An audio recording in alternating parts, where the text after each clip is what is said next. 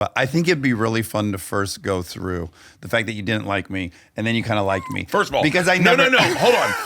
Fuck off. I think that'd be a fun starting spot. So let's start off with... Let's do a little housekeeping. So you start your podcast in 2017. Now, you got to remember, me, Tommy, Joe, Ari, Joey Diaz, Duncan Trussell. We're all early podcasters. Oh, yeah, I'm way late. And believe me, I was self-conscious about it. So, and by the way, we did this to the Kelsey brothers too. So you're in good company. Well, better to pick a fight with me than the Kelsey brothers. And we get on doing a podcast, and your podcast is blowing the fuck up. And it's good. Sure. And it's good. And you're getting great guests. Sure. I would we could never get. Yeah. You have an inline on like celebrity A-listers are like, oh, I'll talk to him. Yeah. And me and Tommy are out on the outside going like, what the fuck? So we do during the pandemic. I was like, man, fuck Dax Shepard. Okay, great. So it was that out loud, because I don't want to jump ahead, but I got to hear you talk about receiving a gift from me.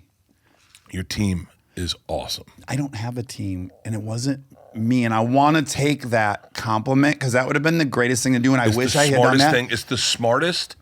And then, by the way, it's like casually you talk shit about people on podcasts because you're just filling time. Yeah, like and you really forget anyone can hear you. And by the way, I know people have done it to me, and I've heard them do it, and I get it. Yeah. I get it.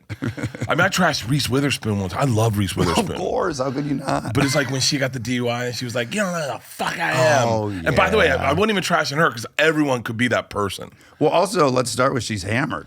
Yeah, she's like hammered. She's fucking Reese Witherspoon. Yes, and it's not like there was a sober version of her going, do you know who I am? It's like, no, there's a plaster person.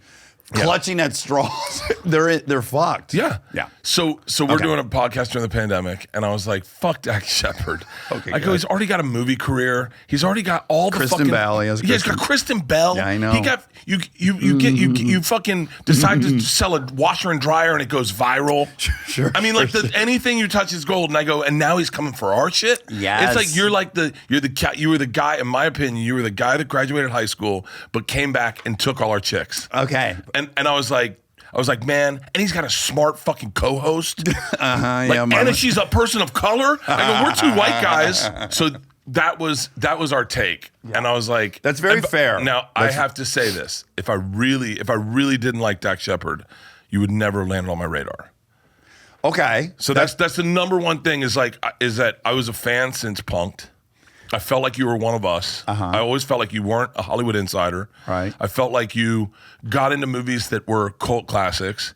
So then when you got into podcasting, I was like, okay, he's fair game. He's one of us. I understand. And I am a poser. I was late. In fact, not a poser. Well, no, hold on. I was... Dude, by the way, fucking Smartless can get it too. I'll tell you right now, those motherfuckers show up and take what, like $200 million?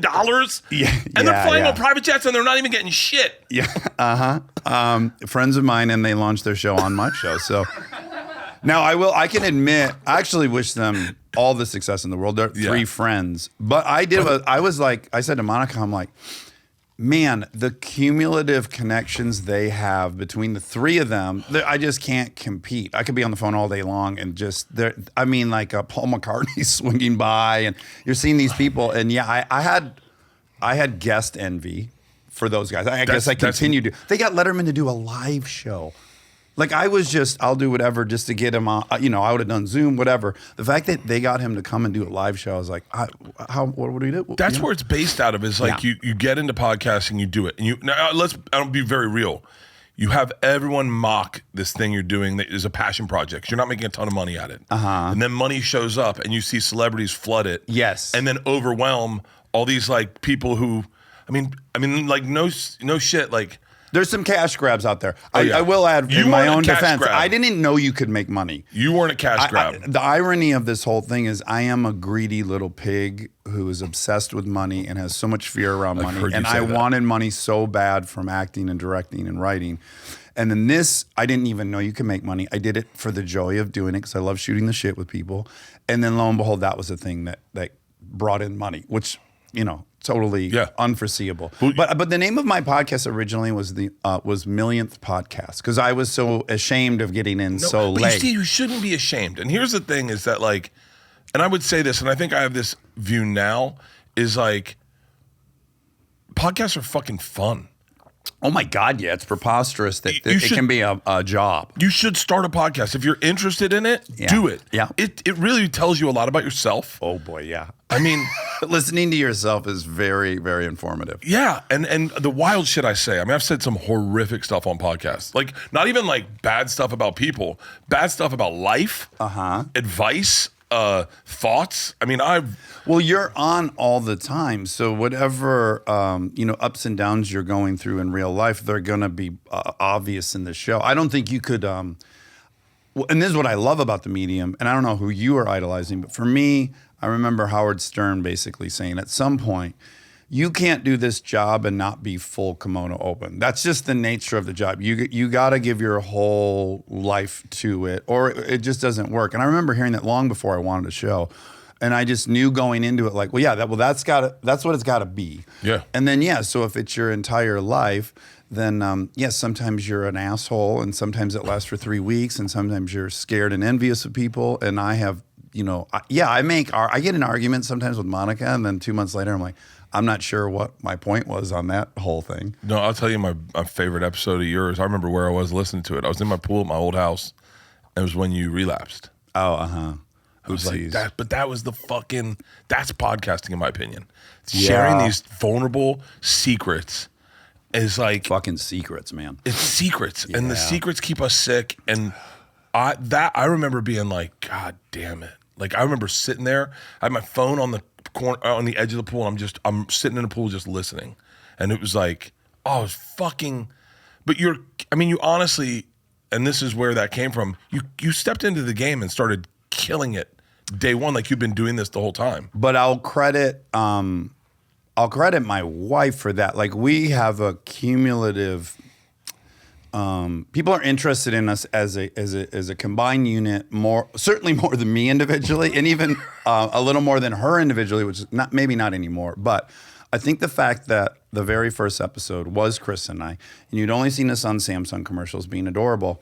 And then that episode was terrible. Like it was a disaster. She didn't want to be there. She wanted to be at Michael's getting yarn. We bickered the whole time. I listened back to it and I'm like, oh my God, I'm that controlling. I really had no clue I kind of sounded like that. I'm like, this is embarrassing and humiliating.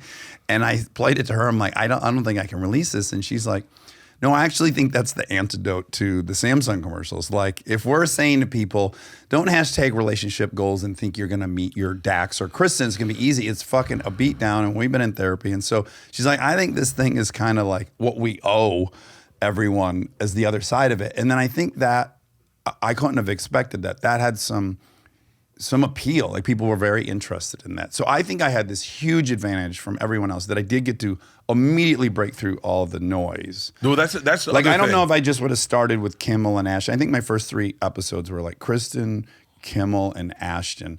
God bless those 2 for doing my never have done. By the way, podcast. you never could have gotten those guys, and those are your first 2. I know it's not fair. I can acknowledge how unfair. Fuck fair. Fuck fair. That's not the thing. Is that you fucking you had great guests and you're fucking. But again, I don't know if those two come out, I don't know what those are. Like, I don't know if that's maybe 80,000 people who listened or what. But I think because the Kristen episode was very viral, and I think I had 2 sitting there right away, and then they listened to those and they were like, oh, they're not bad either. Yeah. They don't have the same crazy fireworks going on as this other one, but I got very blessed by this union that has continued to give me way more than I deserve. When did you start realizing, oh, fuck, this is going to make me $60 million? Well, I'll tell you, we had this joke going, Monica and Rob and I. There's only 3 of us. Yes. And we had this joke when we started because we were aware of Anna Faris's podcast, and we had heard it made $5 million. And we thought that was hysterical. Mm-hmm. And we kept saying like, well, when we make $5 million this year, we kept saying $5 million. And it was just a running joke. And then there came a point like 9 months in where I was like, guys, I think we're going to make that. As insane as that is, that's going to happen. And then we were in the very sweet spot of the huge influx of direct response ads, right? So then year 2 was even double year 1. And then year 3 was like, at that point, I was like, someone's going to knock on the door and go, we made a huge mistake. You shouldn't make this much money to sit and chat with people. and constantly living with the fear someone's going to knock and say it's over. Do you have that? It's too good to be true. I'm curious. Well, I'm past that a little bit now. Oh, yeah, you've accepted it. I just go. The hammer will drop one day, and I'll be like that. That's it. I got away. Yeah. It's like heat. I feel like I'm the guy going. Just be able to drop it and walk away from everything. I got my go bag. Yeah, I got my go bag. I'm gonna go to an island and open a bar. Do you have any? Do you have any valuables that you can travel with? Like, do you have any gold bullion or anything? Oh, no. I used to have. You should get some. I would love some. Yeah, you should, because people should know too. Is I've never pulled up to someone's house in Los Angeles and there was a bus in the front yard, other than our own house. So I felt very bonded with you the second I showed up. But you should pack that bus full of some gold bullion and some guns, just in case the shit hits the fan. You got to go south. The great thing about my kids being in the house is I can have my gun out all the time. Yeah, that's a really good idea. Yeah. Bert and Tom and Bert. One goes topless while the other wears a shirt. Tom tells stories and Bert's the machine. There's not a chance in hell that they'll keep it clean. Here's what we call 2 bears, 1 cave.